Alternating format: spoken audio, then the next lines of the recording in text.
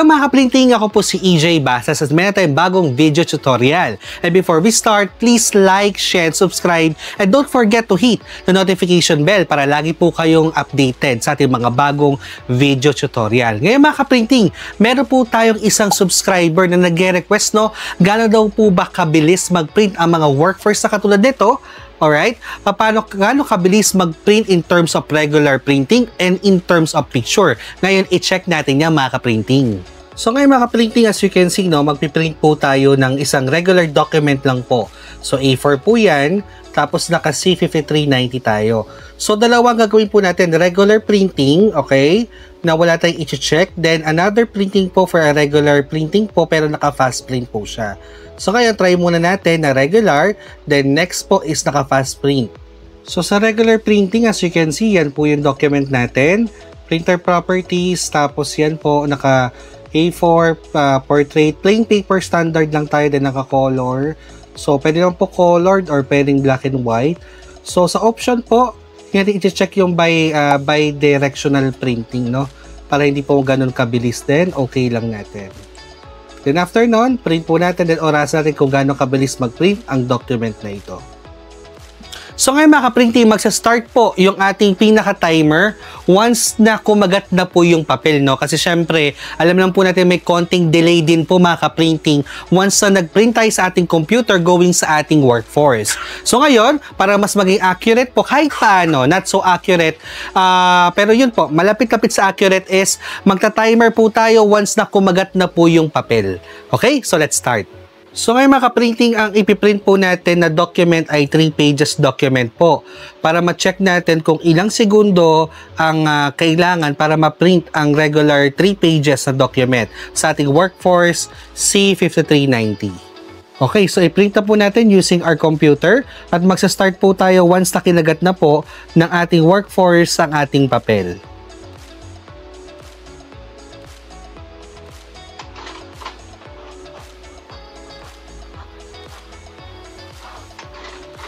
First page, second page, and third page. So as you can see, no, 15 seconds po. Okay, ang segundo or 15 seconds lang actually mga ka-printing ang kailangan natin para ma-print ang isang regular printing or document. At hindi po ito naka-fast print, naka-regular printing lang ito sa ating workforce C5390. So ngayon mga ka-printing, nakita natin yung regular printing kanina na hindi naka-fast print. Ngayon, iset natin ngayon sa A4 pa din, naka-plain paper, naka-standard, pero tayo po ngayon ay pupunta sa more option at i-check natin itong bi-directional.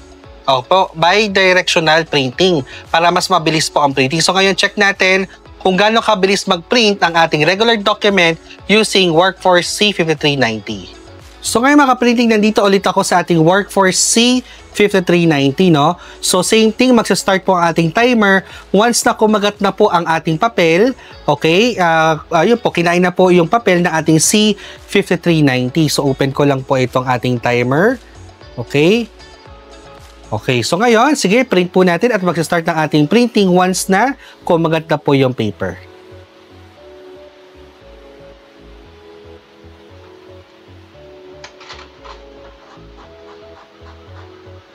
Okay, first document.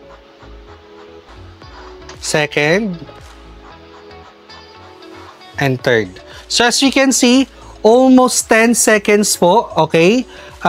Actually, almost 11 seconds. Yung isa naman po kanina is almost magsi-16, okay?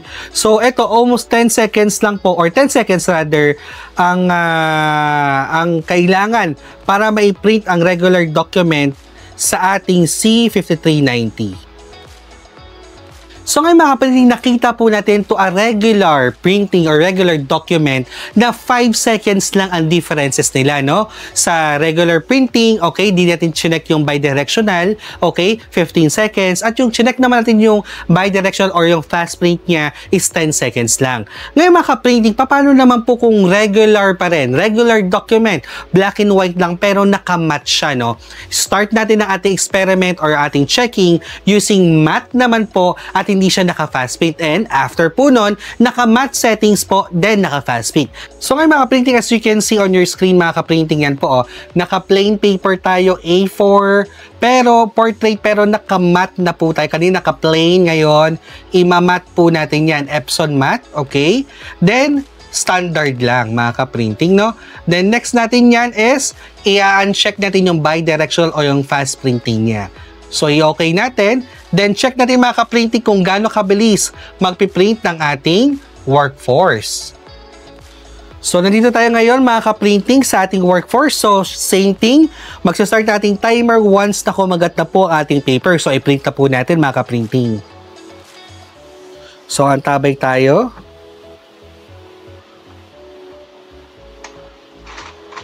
Okay. So naka-matte po yan at naka-uncheck ang bidirectional o yung fast print niya. So zoom out lang tayo ng konti para makita natin kung lumabas na po yung paper. So same thing, 3 pages din po ito mga ka-printing, no? Naka-matte po yan matte po siya.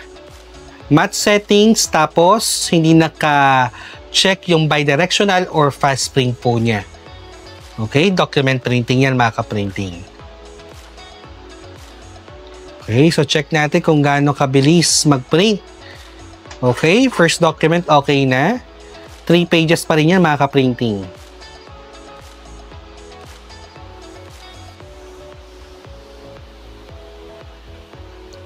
Okay, so almost magwa 1 minute na. Matte pa lang, matte settings po yan. And document lang po ang piniprint natin. So mga kaprinting, baka magtataka po kayo, we are just using sketch papers po. Kaya yung mga likod lang po ng ating mga sketch paper ating piniprintan ngayon. So sa mga nagtatanong po, ang ginagamit po nating ink dito ay pigmented ink, iTex Synergy. Ayan, so nasa pangatlong page na po tayo, our last page. Okay, wait natin lumabas yung pangatlong pahina. Matte settings, hindi naka-fast print. Okay. Okay, nakita na po natin yung pangatlong page. Almost magto 2 minutes na po siya. Regular printing yan mga ka-printing. Mabilis pa rin po yan mga ka-printing, no? Compared sa mga L-series.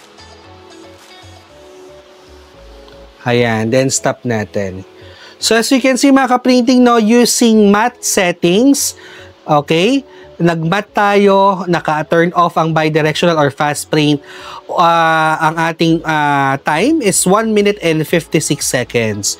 So as you can see, medyo matagal siya, no, mga ka-printing. Pero syempre mga ka-printing, pagka matte settings ang ginamit natin, medyo mas malakas ang buga ng ink natin. Pangalawa, mas detalyado o mas vivid ang color or pagka-black ng ating mga document. So ngayon, try naman natin naka-fast print pero naka-matte setting.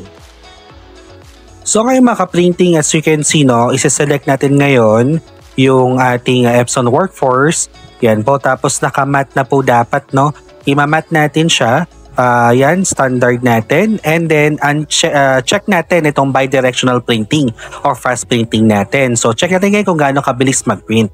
So, ngayon maka-printing, as you can see, nandito ulit tayo sa Workforce C5390 natin. So, magsistart na ating timer once na kumagat na po yung paper. Okay? So, ngayon, yan po. Isa-start na natin pag kumagat na yung paper. So, wait lang natin. Yan po. So, nakapag-start na po yung ating timer, no? 3 pages po ito. So, naka-matte po tayo at naka-fast print or naka-check yung kanyang bidirectional. So, yan po yung first document. Wait lang natin. Okay. So, naka-fast print po tayo or naka-check yung bidirectional, no? Tapos, naka-matte settings po tayo. So, syempre, just like I mentioned, pagka matte settings, mas detalyado, mas black or mas colored ang maging output. Pero ang kaibahan nito, matte siya, pero naka-fast print or naka-check yung bidirectional. So, as you can see, palabas na po yung second document since 3 document po ito. Okay. So, yan po, kinagat na po yung last page po natin, no? So, wait lang natin matapos dahil isa-stop natin yung timer natin. Okay. So, almost 1 minute for the 3 pages, naka-matte. So wait lang nating matapos. Okay, 104. So, yan, medyo na-late lang po ko sa pag-stop, okay? So, 104 ang ating time para sa fast print na naka-open or naka-check yung bidirectional or fast print niya. So, 3 pages po yon na document. So, ngayon, next na gagawin naman po natin mga ka-printing, i-check naman po natin kung gaano nga ba kabilis mag-print pagka-colored naman or mga pictures, flyers, ang ating ginagawa sa ating workforce. Gaano ba kabilis magpiprint ang ating workforce, no? So, gawin din natin yung prosesong ginawa natin sa document. Let's go for the regular paper and also let's go for the matte settings. So, ngayon check natin gaano kabilis mag-print pagka-colored naman. So, ngayon mga ka-printing, meron tayong naka-ready na isang document, no? Colored siya. So, syempre, itong pagtatry natin, depende pa rin sa pagka-colored niya, no? So, ito muna, check lang natin para magkaroon tayo ng idea kung gaano kabilis mag-print ng isang colored, no? Using our workforce. So, yan po yung ating document. Okay? So, gawin natin ngayon, print natin tong colored by using, yan nga po, plain paper. Okay? So, yan po, set natin na plain paper lang po muna, naka-standard lang din po yan. Okay. And then, i-off natin yung bidirectional or fast print. So ngayon, check natin kung gaano nga ba kabilis mag-print ang isang color using a plain paper sa ating workforce.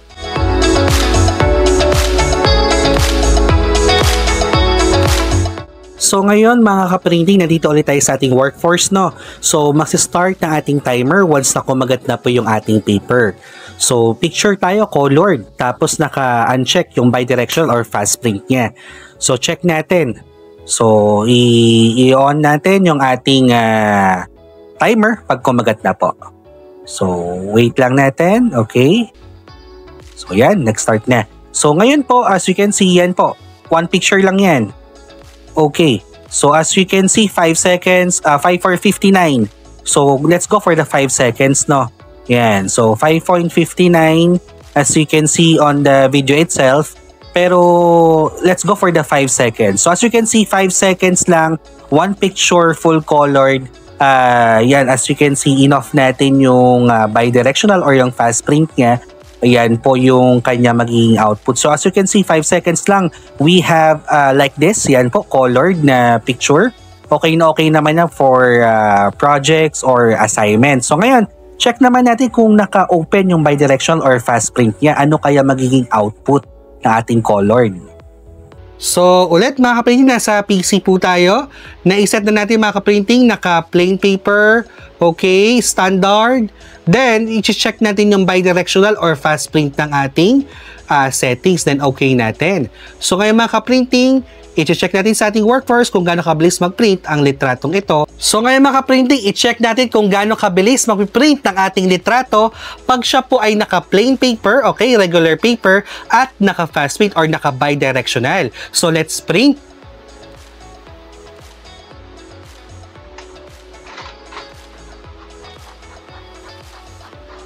Okay, so as you can see mga ka-printing, no, medyo na umuntik pa ako mahuli sa pagpindot sa ating timer.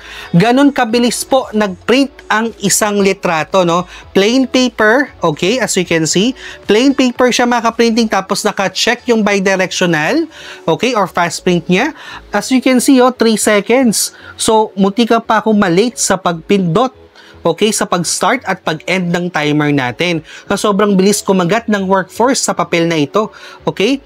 So, ngayon mga ka-printing, as you can see, no, pagka-workforce talaga, pang-workforce talaga. Ibig sabihin mga ka-printing, napakabilis mag-print ng mga workforce Epson printers. So, ngayon mga ka-printing, nandun pa lang tayo sa part ng picture, okay? Irregular picture sa regular paper, no? Nakita natin, in-uncheck natin yung bidirectional, tapos chinek din natin yung bidirectional. Laki na rin yung napakasegundo or napakabilis na mag-print nating workforce, no? So, ngayon, iti-try natin mga ka-printing kasi usually kami, mga ka-printing, share ko lang, no? Sa ating home-based printing, pagka mga litrato po, ang ating piniprint, hindi po kami nag-regular plain paper. Hindi po plain paper settings namin, no? Kami po ay naka-matte, okay? At naka-matte settings po at hindi rin kami hindi namin chine-check yung bidirectional, naka regular printing lang siya. Why? Kasi for us, ito ay aming diskarte lang mga printing na gusto namin i-share sa inyo. Gusto namin pagka matte kasi mas vivid ng color, that's number 1. And number 2, namin ina-uncheck or hindi namin chine-check yung bidirectional rather para at least quality yung printing, okay? So ngayon, pero i-check natin ngayon mga ka-printing kung gaano kabilis ba mag-print ang ating mga picture pag naka-matte setting naman po ang ating Workforce C5390. So ngayon mga ka-printing, as you can see, no, naka A4 tayo, pero ngayon mga ka-printing yan po, naka-matte po tayo, setted ng matte, tapos naka-standard, naka-color, then naka-uncheck po yung bidirectional. So ngayon, i-print natin ang ating litrato mga ka-printing to check kung gaano kabilis. Okay, so recap natin again, mga ka-printing, para hindi tayo malito, no? Ngayon, ating settings po ay naka-matte tayo at naka-uncheck ang bidirectional o yung fast print niya. So, same thing mga ka-printing, magsa-start ang ating timer once na kumagat na po ang ating paper. So, let's print mga ka-printing.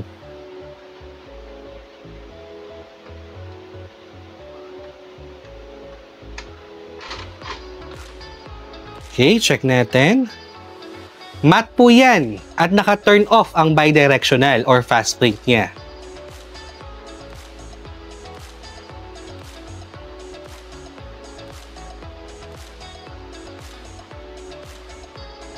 Okay. Ayan na mga ka-printing, nakikita ko na po paglabas ng paper. Matte po yan at naka-uncheck ang bidirectional.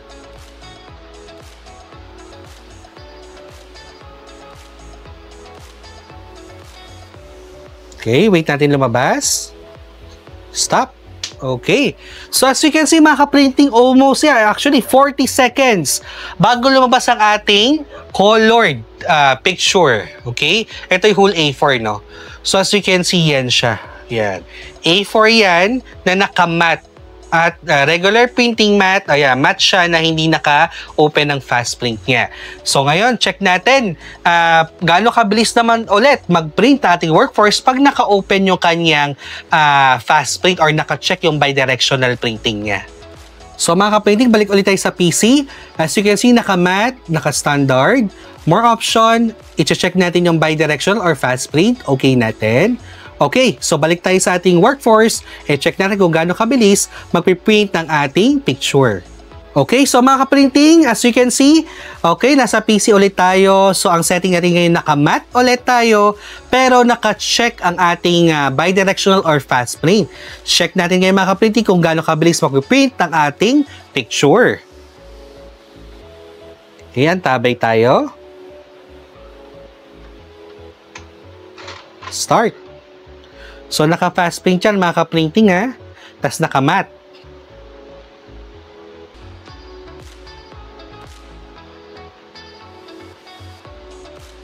Okay, palabas na ang ating litrato, as you can see. Okay, antabay na tayo mga ka-printing to stop the timer. Stop. Okay. As you can see, naka-fast print yan, mga ka-printing, matte. Matte settings, naka-open ang bidirectional or fast print niya. As you can see, 23 seconds lang. Ganun po kabilis mag-print. Kahit naka-matte, no, maka-printing at bugang-buga ang mga ink at vivid, mas matingkad ang mga kulay. Pero as you can see, mabilis pa rin mag-print ng ating Workforce C5390. So, di bali mga ka-printing, as you can see, ito na po yung pinaka summary ng ating mga printing kanina. So, ito nga yung ating, as you can see, yung ating document printing na 3 pages. At ito naman yung colored print natin. So, 3 pages and 1 page po. So, recap lang natin, paper type, mayroon tayong plain paper, may Epson matte tayo. At nakita natin dito na naggamit tayo at hindi tayo gumamit ng bidirectional printing or fast print.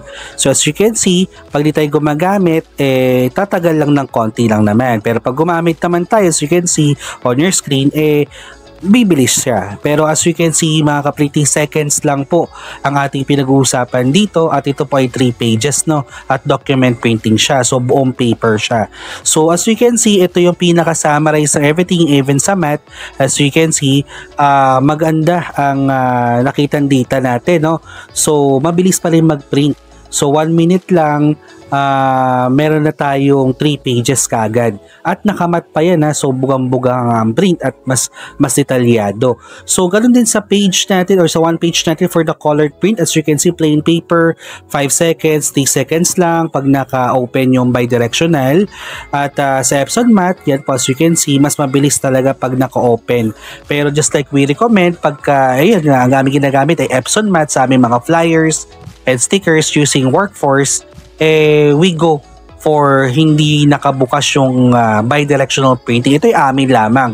So ginagawa po namin yan para at least mas detailed, hindi persado yung printer, hindi siya naka-fast print, and nakamat naman siya, kumbaga bugang-buga talaga yung ink, pero hindi siya persado, nabilisan yung print. So yan po, 40 seconds no for the 1 page. Compare po yan sa L series. If you have L series, mas matagal po yun pag L series no.